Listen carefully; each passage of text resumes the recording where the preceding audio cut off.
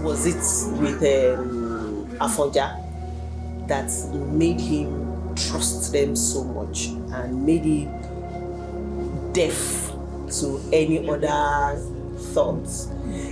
Because I felt, maybe because I was reading the story, I felt their mien and their behaviors were very obvious of people who had ulterior motives, who were trying to infiltrate you in every way. If Afonja was truly a master war strategist, he should have seen it for what it was. They kept bringing their own people in. Okay, so how do I put this now? In writing, you can decide the point of view that you want to take.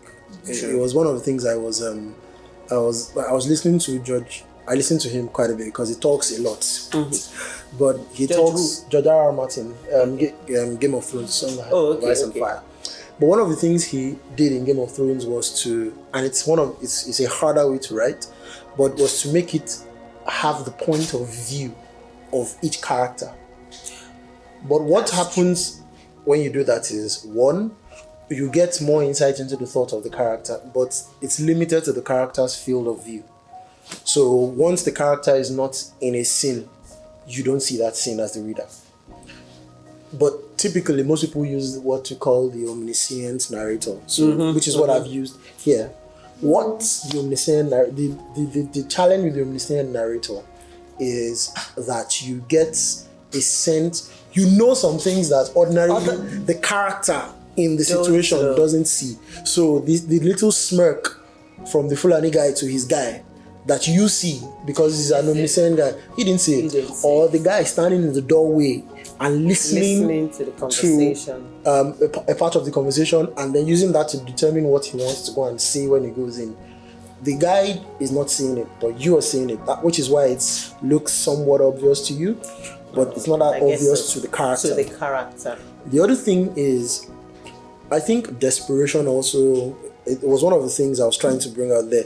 Desperation sort of blinds people to seeing stuff, right?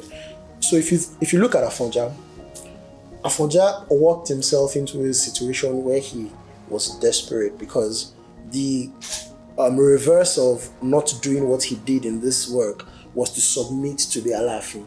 And submission to any of the two Alaafins that he interacted with would mean he died.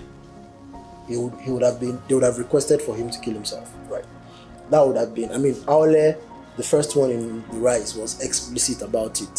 Sent him a calabash and said, "Send me back your head." This Adebo as well was at some point it became clear that he was determined to get Afonja. So from Afonja's perspective, right, he needed to be strong. And unfortunately at the time, the easiest route to it, from his view, the people that lent him strength to at least put him in a position where he could keep his own head were the Fulani guys that came in.